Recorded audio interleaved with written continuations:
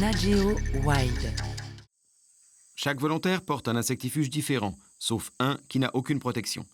Il capture et collecte les moustiques dès qu'ils se posent. Et le nombre final permet à Nigel de déterminer l'efficacité de chaque produit. Le moustique a recours à divers signaux pour détecter un hôte, notamment la respiration, la sueur et la chaleur corporelle. Les insectifuges agissent en interférant avec certains de ces signaux. L'insecte manque alors d'informations pour localiser sa cible. Seule la femelle du moustique pique l'homme. Elle a besoin des protéines du sang pour produire des œufs et non pour sa propre subsistance. Ce procédé d'extraction sanguine est une merveille de la nature et démontre la complexité de cet insecte.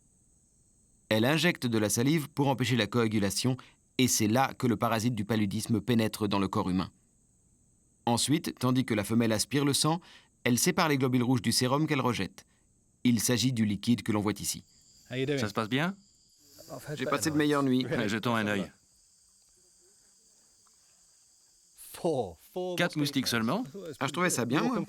Tu te plains? Lui, il n'a pas de protection, il en est à 128. Et toi, tu te plains? Continue comme ça. On pratique ces études en commençant à 6 ou 7 heures du soir. Or, on a remarqué que le nombre de piqûres obtenues entre 6 et 8 heures du soir était le plus élevé de toute la nuit. Ça signifie que les moustiques dans cette région ne piquent pas les gens lorsqu'ils sont couchés. Si nous pouvons donner à chacun une moustiquaire et mettre au point, à partir d'une plante naturelle, un insectifuge à utiliser avant d'aller au lit, alors nous maîtriserons complètement la situation. Bon, ça a l'air d'aller. Je vais voir les autres et te laisser à tes moustiques.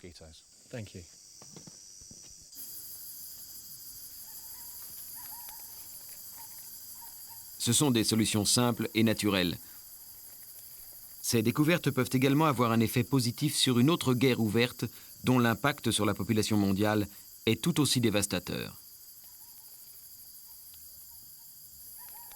La coca. Cette plante détruit des vies. Pour de nombreux Sud-Américains, elle est la seule source de revenus. Ici, on l'utilise pour combattre la fatigue, la faim et le mal de l'altitude. Mais lorsqu'elle atterrit sur le marché international, elle devient le premier ingrédient de la cocaïne. En Bolivie, en revanche, il y a de la place pour une deuxième voie. La citronnelle, comme nous l'avons vu, pourrait non seulement remplacer avantageusement la coca, mais également devenir l'ingrédient essentiel pour combattre les maladies transmises par les moustiques et ainsi sauver des vies.